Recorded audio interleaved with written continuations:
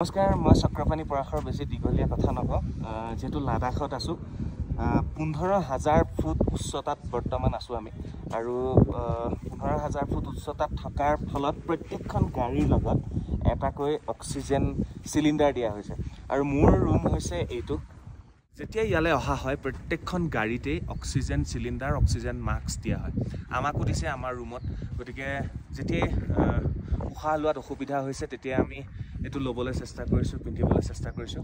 আৰু আপোনালোকো যেতিয়া লাডাখ বা লে অঞ্চললৈ আহিব, তেতিয়া এনেধৰণে আপোনালোকক প্ৰত্যেকখন গাড়ীৰ লগত লৈ অহা হয় অক্সিজেন চিলিণ্ডাৰ, মাস্ক, অক্সিমিটাৰ থাকে, অক্সিজেন টেষ্ট কৰোৱা হয়।